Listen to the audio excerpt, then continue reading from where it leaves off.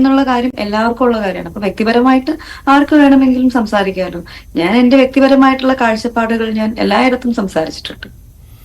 അപ്പോൾ ഈ ആ റിപ്പോർട്ടിലുള്ള വളരെ പ്രധാനപ്പെട്ട കാര്യങ്ങൾ, കാസ്റ്റിംഗ് കൗച്ചുമായി ബന്ധപ്പെട്ട്, നടികൾ നേരിടുന്ന പീഡനവുമായി ബന്ധപ്പെട്ട്, പലതരത്തിലുള്ള ഈ പറഞ്ഞതുപോലെ ഒതുക്കലുകളുമായി ബന്ധപ്പെട്ട്, അവസരങ്ങൾ ഉണ്ടാകണമെങ്കിൽ ചിലർക്കൊക്കെ വഴങ്ങിക്കൊടുക്കണമെന്ന കാര്യങ്ങളിലൊക്കെ അത്തരം അനുഭവങ്ങൾ അൻസിബയും കേട്ടറിഞ്ഞിട്ടുണ്ടോ? ഇത്തരം ഈ ഒരു റിപ്പോർട്ടിൽ വന്നിട്ടുള്ള കാര്യങ്ങൾ കേൾക്കുമ്പോൾ ശരിക്കും നമുക്ക് അത്ഭുതവും നമുക്ക് ഭയങ്കര വിഷമമാണ് തോന്നുന്നത്. ഇത്രയും ബുദ്ധിമുട്ടുകൾ ഈ സ്ത്രീകൾ അനുഭവിച്ചിട്ടുണ്ട്. അത് ഇങ്ങനെ ഒരു കമ്മിറ്റി വരേണ്ടി വന്നു അത് പുറത്ത് പറയാൻ വേണ്ടി. അല്ലെങ്കിൽ ഈ കമ്മിറ്റിയിൽ ഇത് വന്നിട്ട് പോലും ഒരു 5 വർഷത്തിന് അടുത്തെടുത്തു ഇതൊന്ന് പബ്ലിക്കിലേക്ക് എത്താൻ വേണ്ടി. അപ്പൊ ഒന്ന് ആലോചിച്ച് നോക്ക്, എത്രമാത്രം ഡിലേ ആണ് വന്നിരിക്കുന്നത് ഇത് പുറത്തു വരാൻ വേണ്ടിയിട്ട്. അത് തന്നെയാണ് ആദ്യത്തെ ഒരു വലിയ പ്രശ്നമായിട്ട് എനിക്ക് തോന്നുന്ന കാര്യം. പിന്നെ ഇങ്ങനെയുള്ള സംഭവങ്ങൾ ചില സുഹൃത്തുക്കൾ എൻ്റെ അടുത്ത് പറഞ്ഞിട്ടുണ്ട്, അവരുടെ അടുത്ത് പരാതിപ്പെടാൻ പറഞ്ഞിട്ടും പരാതിപ്പെട്ടിട്ടില്ല. കാരണം ചിലർക്ക് ഉള്ള ഭയം എന്താണെന്ന് വെച്ചാൽ ഈ ഓപ്പോസിറ്റ് നിൽക്കുന്ന വ്യക്തിയോടുള്ള ഭയമല്ല. കാരണം നമ്മുടെ ഒരു സിസ്റ്റം അനുസരിച്ച് ഒരു കേസിന് പോയി കഴിഞ്ഞാൽ അതിന്റെ പുറകെ ഒരുപാട് നാൾ പോകേണ്ടി വരുമോ, അത് ഒരു നിത്യജീവിതത്തിന് അവരുടെ നിത്യജീവിതത്തിനെ ബാധിക്കുമോ, അവരുടെ ജോലിയെ ബാധിക്കുമോ, ഫിനാൻഷ്യലി ഒരുപാട് ബുദ്ധിമുട്ടുണ്ടാകുമോ എന്നൊക്കെയുള്ള ഭയം കാരണമാണ് പലരും കേസിന് പോകാൻ വേണ്ടിയിട്ടൊക്കെ മടിക്കുന്നത്. ഇപ്പൊ മമതാ ബാനർജി നമ്മുടെ PM-ന് ഒരു ലെറ്റർ എഴുതിയിട്ടുണ്ടായിരുന്നു അല്ലെ, വളരെ ശ്രദ്ധേയമായിരുന്നു ആ ലെറ്റർ. ഇങ്ങനെയുള്ള പീഡന പരാതികൾ ഒക്കെ ഉണ്ടെന്നുണ്ടെങ്കിൽ ഒരു 15 ദിവസത്തിനകം അത് ട്രയൽ നടത്തി അതിന് വേണ്ട പരിഹാരം കാണണം എന്നുള്ളത്. അത് ശരിക്കും സ്വാഗതാർഹമായിട്ടുള്ള ഒരു കാര്യമാണ്.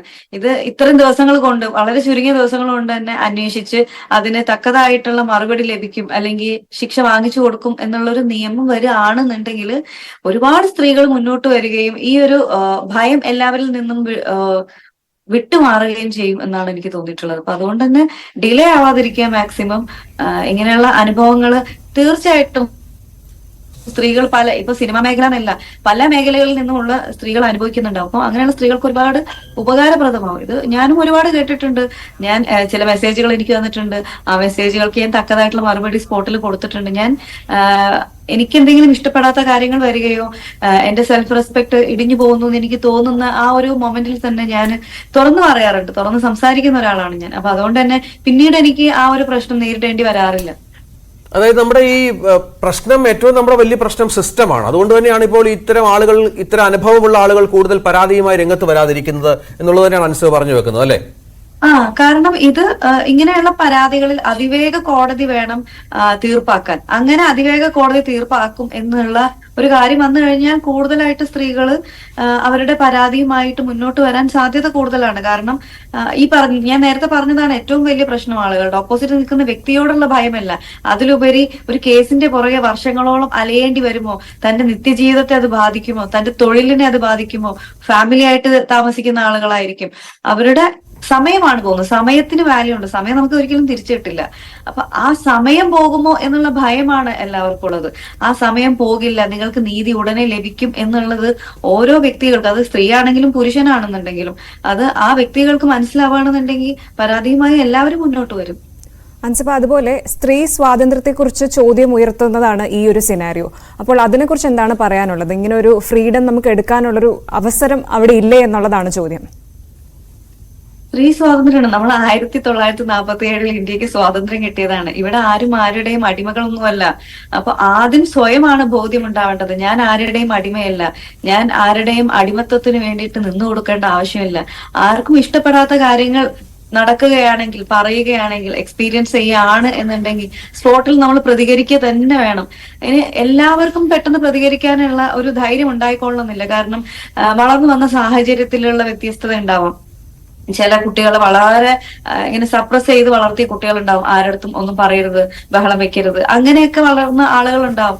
അപ്പൊ അവര് പെട്ടെന്ന് എന്താണ് ചെയ്യേണ്ടത്, അല്ലെങ്കിൽ ഇങ്ങനെയുള്ള ഒരു അവസരത്തിൽ പെട്ടെന്ന് ഒരു ട്രോമ ഉണ്ടാവും, എന്ത് ചെയ്യണം എന്ന് അറിയാൻ പറ്റാത്തൊരവസ്ഥ. അങ്ങനെയുള്ള ആളുകള് അവർക്ക് ഏറ്റവും അടുപ്പമുള്ള ആളുകൾ ആരാണോ അവരോട് ഇങ്ങനെയുള്ള വിഷയങ്ങൾ ഷെയർ ചെയ്യുകയും ആ ആള് കൂടെയുള്ള ആള് വേണം അവരെ സപ്പോർട്ട് ചെയ്തിട്ട് പരാതി നൽകാൻ മുന്നോട്ട് കൊണ്ടുവരേണ്ടത്. അല്ലെങ്കിൽ ആ കൃത്യസമയത്ത് പ്രതികരിക്കാൻ വേണ്ടിയിട്ട് അവരെ ഹെൽപ്പ് ചെയ്യേണ്ടത്.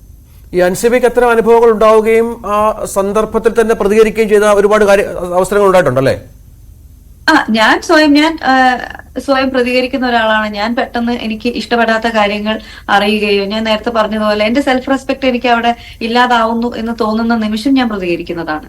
അപ്പോ അങ്ങനെ പ്രതികരിക്കണം എന്നാണ് എന്റെ ഒരു ഞാൻ എല്ലാവരോടും പറയുന്ന ഒരു കാര്യം. അങ്ങനെ പ്രതികരിക്കുന്ന ഒരുപാട് പേരെ എനിക്കറിയാം. അങ്ങനെ പ്രതികരിക്കുന്നവരായിരിക്കണം ഓരോ വ്യക്തികളും. ഈ സിനിമ സ്ത്രീകളെ സംബന്ധിച്ചിടത്തോളം സുരക്ഷിതമല്ലാത്ത ഒരു മേഖലയായി മാറിയിരിക്കുന്നു എന്നാണ് ഈ ഹേമ കമ്മിറ്റി റിപ്പോർട്ട് വന്നതിന് ശേഷം പൊതുവെ പൊതുസമൂഹത്തിൽ ഉയർന്നിരിക്കുന്ന ഒരു കാര്യം. അതിലെന്തെങ്കിലും വാസ്തവമുണ്ടോ? അങ്ങനെ എനിക്ക് തോന്നുന്നില്ല. കാരണം ഈ ഹേമ കമ്മിറ്റി റിപ്പോർട്ട് തന്നെ നിങ്ങൾ വേറെ മേഖലകളിൽ ജോലി ചെയ്യുന്ന സ്ത്രീകളോട്, ഇപ്പൊ മാധ്യമരംഗത്താണെന്നുണ്ടെങ്കിലും അല്ലെങ്കിൽ ഇപ്പൊ കൊൽക്കത്തയിൽ എന്താണ് സംഭവിച്ചത്? ഒരു ഡോക്ടർക്ക്, അത് ഒരു ഡോക്ടറാണ്, ഒരു PG വിദ്യാർത്ഥിനിയാണ്, അതിക്രൂരമായിട്ടാണ് അവരെ കൊലപാതകം ചെയ്തിരിക്കുന്നത്. അപ്പോ അവിടെ സേഫ് അല്ല എന്ന് നമുക്ക് പറയാലോ. സ്ത്രീകൾ പലയിടങ്ങളിലും സേഫ് അല്ല, സിനിമാ മേഖലയിൽ നിന്ന് മാത്രമല്ല. അപ്പോ ഇതുപോലൊരു റിപ്പോർട്ട് എല്ലാ മേഖലകളിലും തേടണം. എല്ലാ മേഖലകളിലുള്ള സ്ത്രീകൾക്കും അവർ അനുഭവിക്കുന്ന പ്രശ്നങ്ങളും അല്ലെങ്കിൽ അവർക്ക് സ്വാതന്ത്ര്യത്തോടെ ജോലി ചെയ്യാനും സമാധാനത്തോടെ ജോലി ചെയ്യാനും വേണ്ടി ഇങ്ങനെ ഒരു കമ്മിറ്റി രൂപീകരിക്കണം എന്നാണ് ഞാൻ ആഗ്രഹിക്കുന്നത്. അല്ലാതെ സിനിമയിൽ മാത്രമല്ല, എവിടെയെങ്കിലും ആരെങ്കിലും എന്തെങ്കിലുമൊക്കെ ചെയ്തു എന്ന് കരുതി, ഇപ്പൊ നമ്മുടെ സൊസൈറ്റിയിൽ ഒരുപാട് റേപ്പ് കേസ് എല്ലാം കാണാറുണ്ട് എന്ന് കരുതി നമ്മുടെ സൊസൈറ്റിയിലുള്ള എല്ലാ പുരുഷന്മാരും റേപ്പിസ്റ്റുകളല്ല, അല്ലെ? അപ്പോ നമ്മുടെ സമൂഹത്തിൽ നമ്മൾ ദൈനംദിനം ഓരോ കേസുകളാണ് കാണുന്നത് എന്ന് കരുതി എല്ലാ പുരുഷന്മാരും മോശക്കാരാണോ? എല്ലാ സ്ത്രീകളും മോശക്കാരാണോ? അല്ല.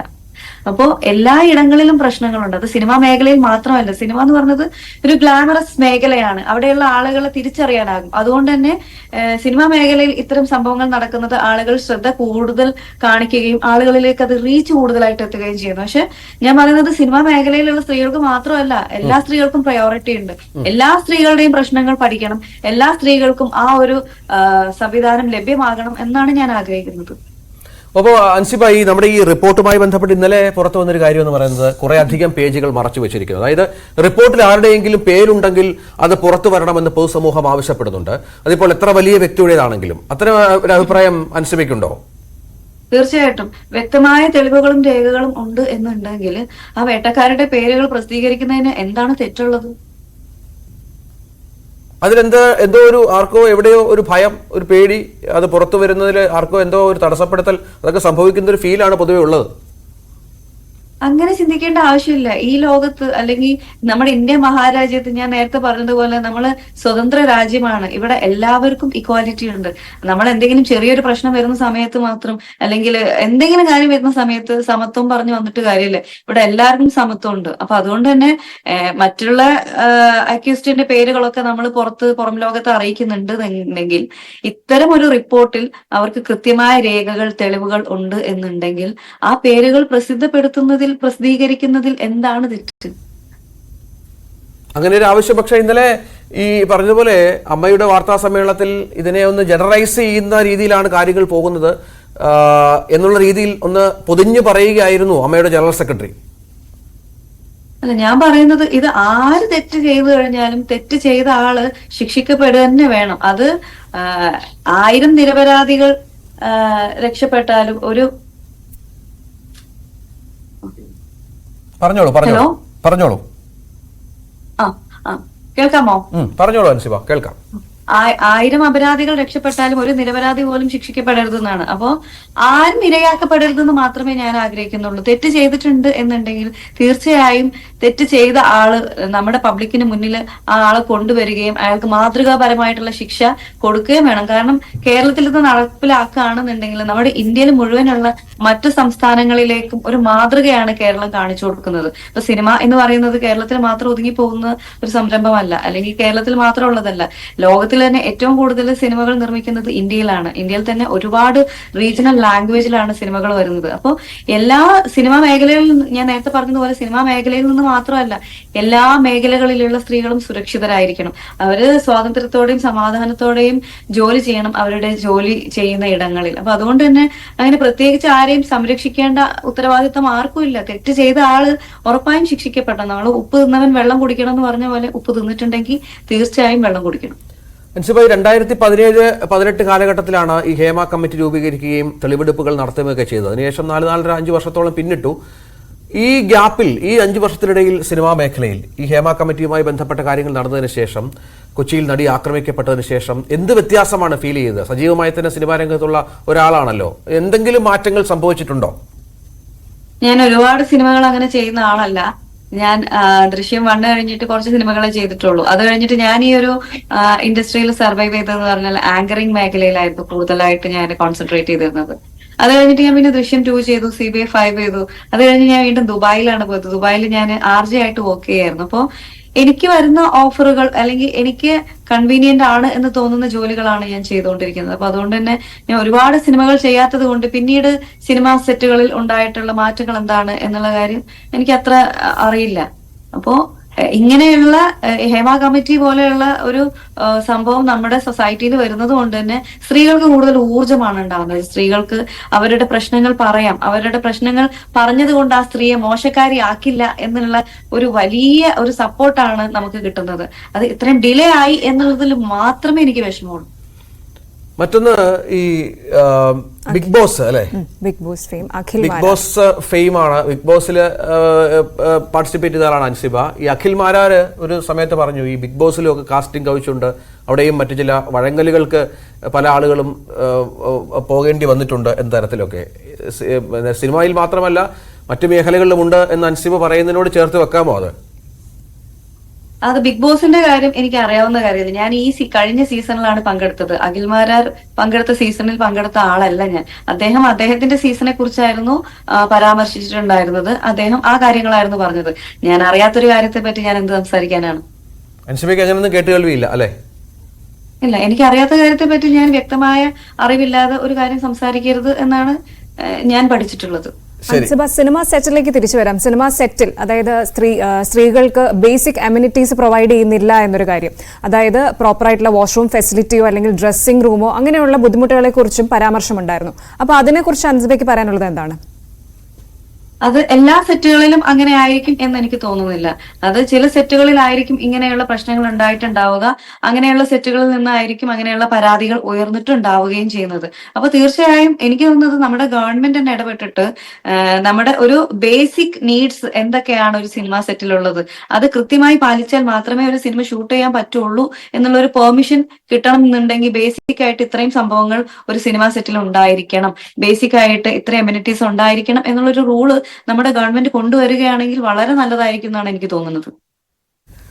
നന്ദി അൻസിബ. ഏതായാലും അൻസിബയുടെ പുതിയ ഒരു സംവിധാന രംഗത്തേക്കുള്ള വരവിന് എല്ലാ ആശംസകളും നേരുന്നു. ഒരു മികച്ച സിനിമ അൻസിബയ്ക്ക് ഒരുക്കാൻ സാധിക്കട്ടെ എന്ന് ആശംസിക്കുന്നു. All the best. നന്ദി. Thank U.